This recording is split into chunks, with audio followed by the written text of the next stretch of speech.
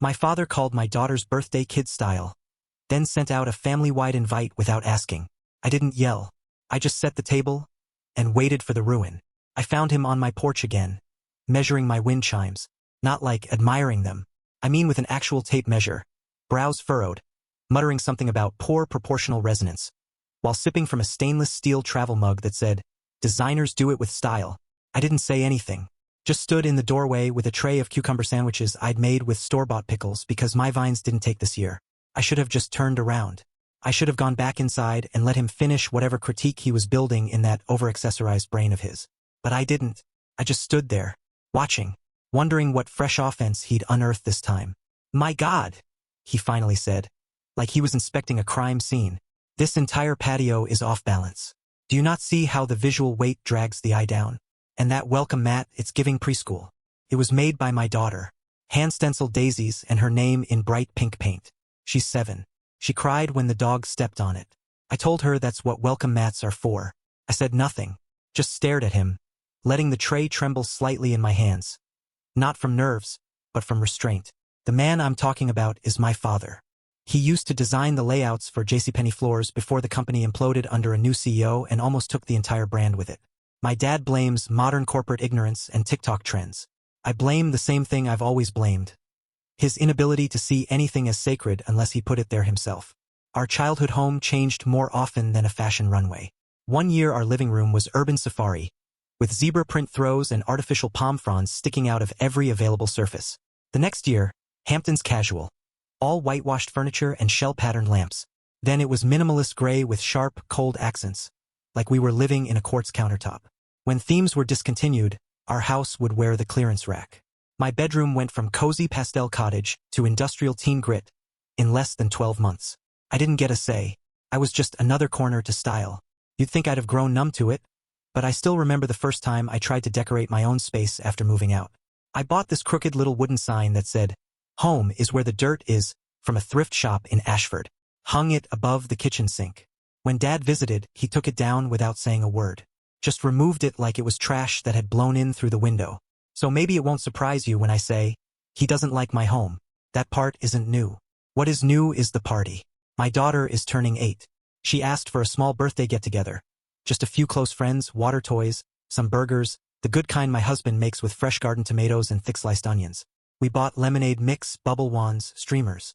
I hand-punched sunflower shapes out of yellow construction paper for the treat bags. We were going for cottagecore, farm fare, that kind of magic. Wholesome. Easy. I didn't invite my dad. Not out of malice. Not even out of forgetfulness. I just didn't. Felt too fragile. Too tender a space to risk his critiques. But he remembered the date. He called that Tuesday, said, "Your daughter's birthday is this weekend, right?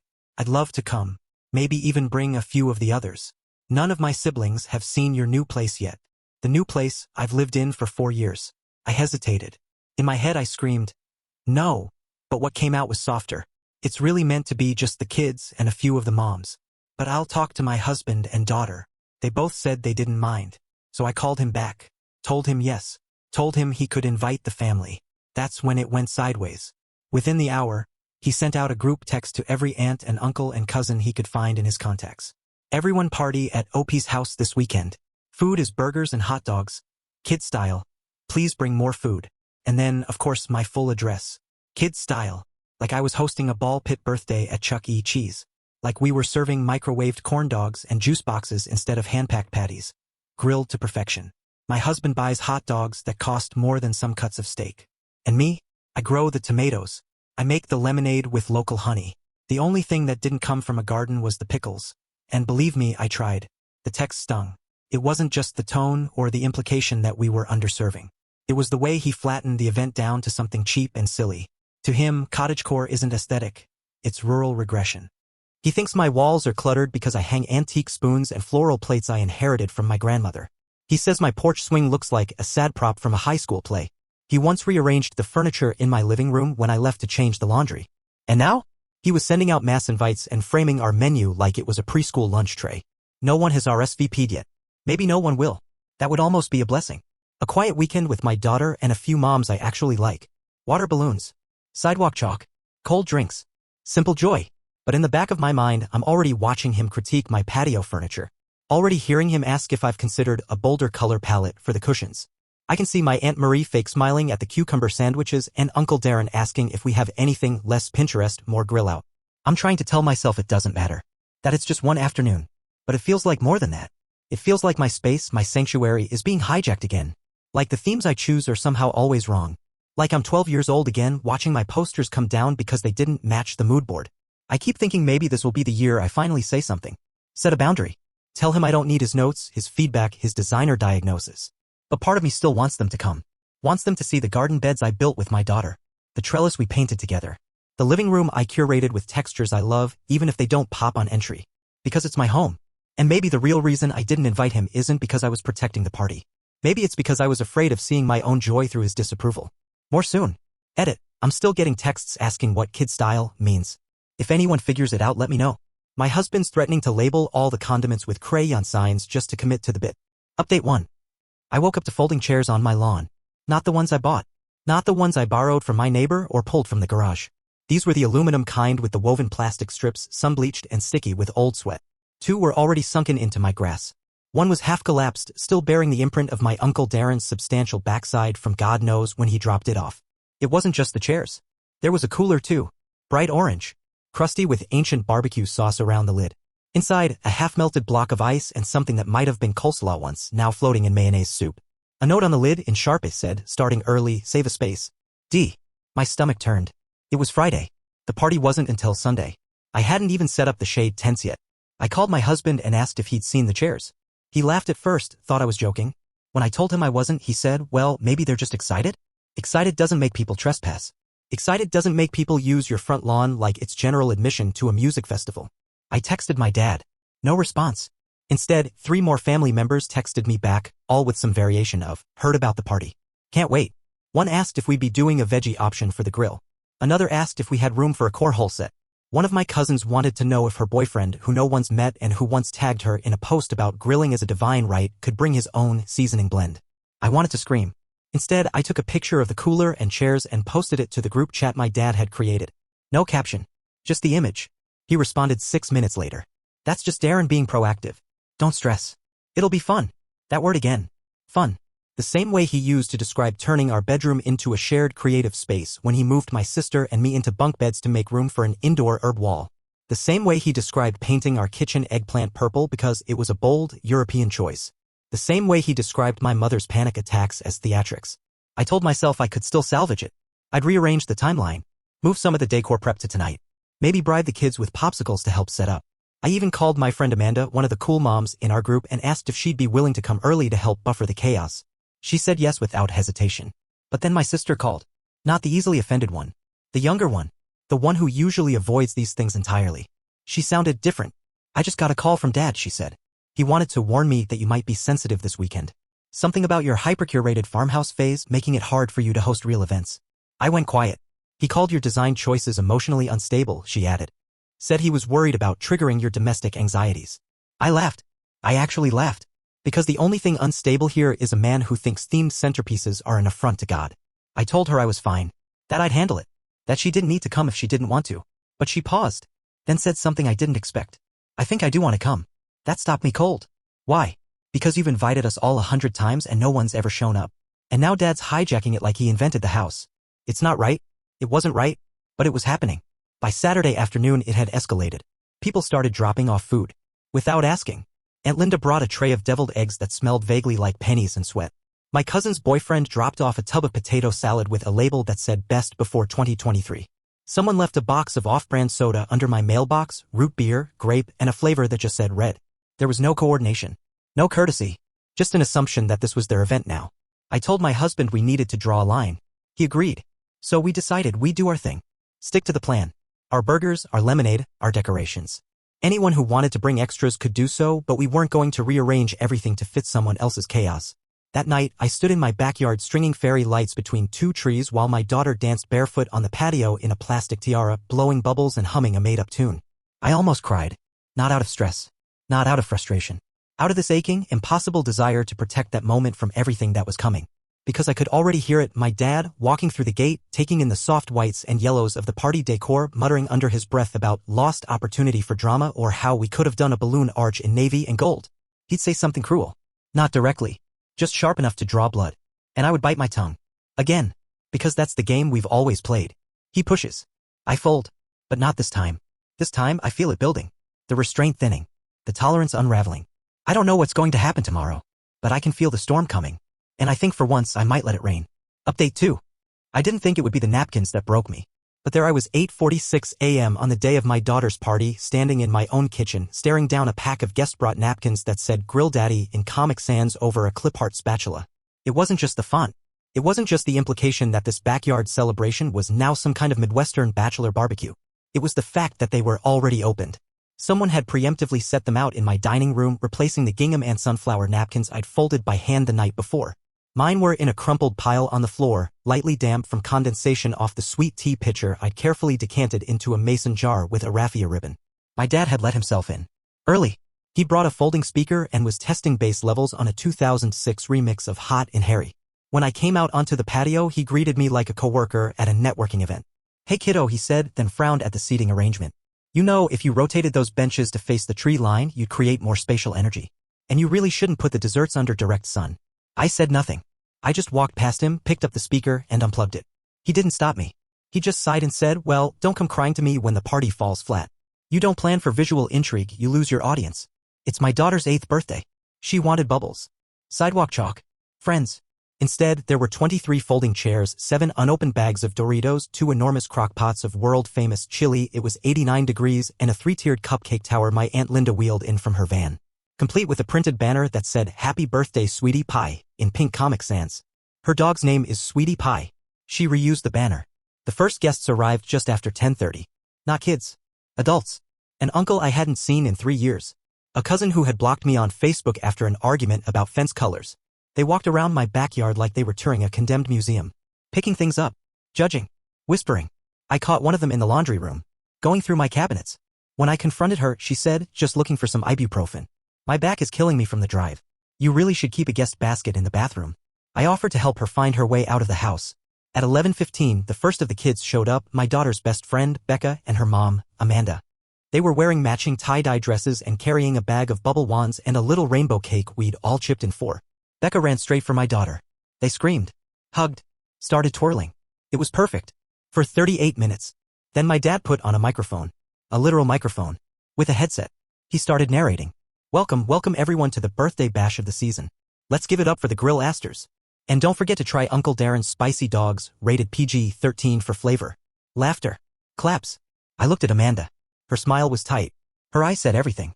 At 1:10 p.m. I caught him rearranging the drink table. He moved my homemade lemonade to the far end. Brought his own sodas front and center. I asked him what he was doing. He said, just optimizing the flow. Yours has lemon pulp. That's going to alienate the picky crowd.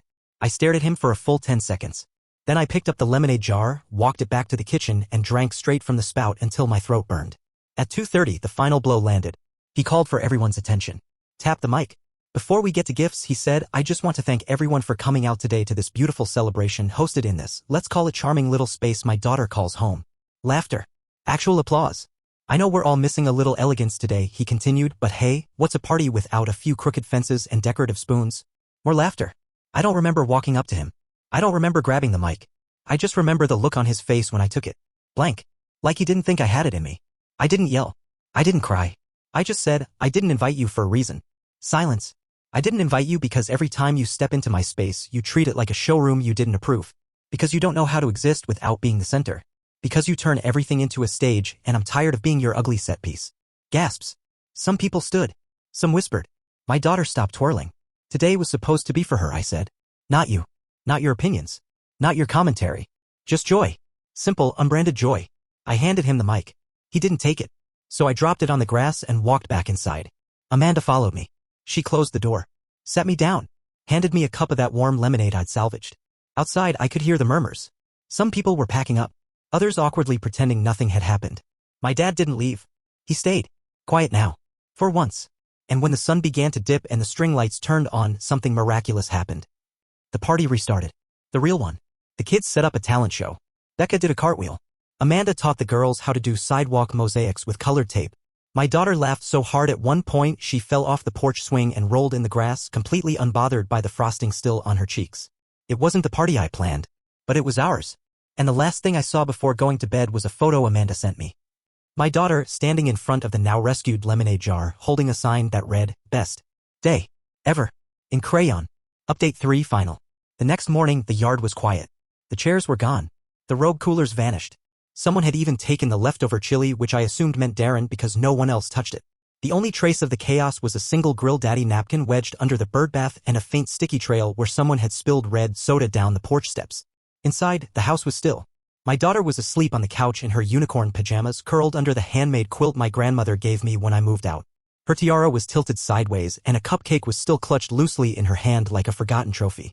It was quiet in a way that didn't feel peaceful. It felt like the air before an apology. Or maybe the absence of one. I made coffee and sat on the porch swing that, according to my father, looked like it was held together with nostalgia and budget glue. It creaked like it always does. That little sound is part of why I love it. At 8:42 a.m. my dad texted, "Sorry if I overstepped." Everyone seemed to have a good time. I stared at it for a while. Read it twice. There was no mention of the mic. No mention of the mockery. No mention of the way I looked at him when I told him, finally, what I'd been swallowing for years. Just a line, clinical and convenient. Like I'd scuffed a rental car and he was pretending not to notice. I didn't respond. Not right away. Later that afternoon, my sister called again. She said the group chat had imploded after the party. Apparently, Uncle Darren had tried to stir sympathy by complaining that OP freaked out over napkins, but my cousin Sarah, yes, the one with the boyfriend and the seasoning blend, replied that maybe I'd earned the right to freak out, considering how I'd been treated like a caterer at my own child's birthday. Aunt Linda chimed in too. She spent 2 hours setting up that table cape. You all walked in like it was a county fair. Someone posted a video of my little speech with the mic. My sister said it's been watched 37 times. No comments, just quiet watching. Even the people who laughed at my dad's crooked fences and spoons line? Apparently, they're the ones forwarding me Instagram messages now. Subtle apologies. Half-baked justifications. The slow, inevitable unraveling of performative loyalty. But here's the thing. It wasn't about public humiliation. Not really. It was about the wait. The long, slow pressure of being rearranged, edited, redesigned. Every corner of my childhood taught me how to accommodate. How to absorb criticism like air. My dad treated our home like a showroom and me like a supporting color palette. Never too loud, never distracting, always complimentary. He didn't know me. Not really. He knew how to accessorize my life, not how to exist in it. The day after the party, Amanda came over again. We sipped iced coffee while our daughters chased butterflies across the garden beds. She handed me an envelope. Inside was a photo she'd taken at the party. Me and my daughter sitting cross-legged in the grass, frosting on our hands, her head tilted against my shoulder. We looked real, messy, imperfect. Mine. I finally texted my dad back. You didn't overstep. You trampled. And you always do. But the difference now is that I've stopped inviting it. You can come around again when you're ready to be a guest in my life, not the curator. No reply. That was a week ago. This morning, I found a small package on the porch. No return address. Inside, one of the spoons from my wall.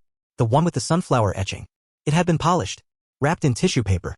Taped to it was a yellow post-it note. 4 words. Crooked but still shining. I haven't told anyone yet. I don't know what it means. Maybe nothing. Maybe everything. What I do know is this. My daughter says this was the best birthday she's ever had. Not because of the chili. Not because of the banner. Not even because of the sidewalk talent show. She says it's because Mommy smiled like she meant it. And that's staying on the wall. Right next to the spoons. Thank you for sticking with this story. No tidy bows. No grand forgiveness arcs. Just the truth that sometimes peace looks like a porch swing, a box of napkins in the trash, and the quiet strength of saying no more. 3 years later. The sunflower spoon fell last week. It didn't break. Just slid from the nail it had hung on for almost 3 years and clattered onto the floor during a thunderstorm. My daughter heard it first. She came into the kitchen holding it like a piece of evidence from a haunted house. It sounded like a chime, she said. It did. We didn't put it back up right away. The walls changed since then. Fewer spoons now. More drawings. A shadow box with her first pressed flower inside. A photo of the 2 of us from that party, the one Amanda printed, the frosting on her cheek, the crinkle by my eyes from laughing too hard. The caption she wrote in pink glitter pen, my best birthday ever. The day after the spoon fell, my dad showed up. Not unannounced. Not like before. He called. Said he was passing through. Said he didn't want to intrude but had something he wanted to return. It was raining. Hard. He stood on the porch holding a plastic-wrapped bundle under his arm. Not wearing a scarf. Just soaked through. Still dressed like a catalog, but weathered now, edges fraying. His beard grayer. Eyes heavier. He looked at the wind chimes. They sound better than they used to, he said. I didn't invite him in. But I stepped outside under the awning. He handed me the bundle. Inside was a photo album. Black leather, worn at the edges. His handwriting inside the cover. Dates. Names. Pages and pages of pictures I hadn't seen in years. My childhood, his version of it. Decorations. rooms, renovations, but also birthdays, snowmen, me in a Halloween costume holding a sparkler, my sister asleep under a blanket fort, and on the last page, one photo, the birthday party, not the one he tried to hijack, the one that happened after. My daughter sitting with her friends in front of the bubble machine, the Grill Daddy napkins long gone, the string lights blinking, and me kneeling beside her mid-laugh. He must have taken it before he left that day. Quietly. One last frame before his spotlight dimmed. I closed the album. We stood in silence. Then he said something that didn't sound like him. I ruined it. I waited. The party. The house. Your piece. I wanted to be part of it, but only if I could edit it first. You built something. I tried to turn it into something I could recognize. I didn't say anything. I'm not here to be forgiven, he added. Just wanted to see if the spoon was still up. It fell, I said. He looked at me then. Really looked. I figured. We didn't hug. We didn't cry. We didn't dive into a warm reconciliation montage. He just said, be well, and walked back to his car. I stood there until the taillights disappeared. That night, I cleaned the spoon and set it on the counter. My daughter asked if we were going to put it back. I told her maybe, but not today. Today we let it rest. Because sometimes things fall. Not because they're broken, but because they've been holding on too long.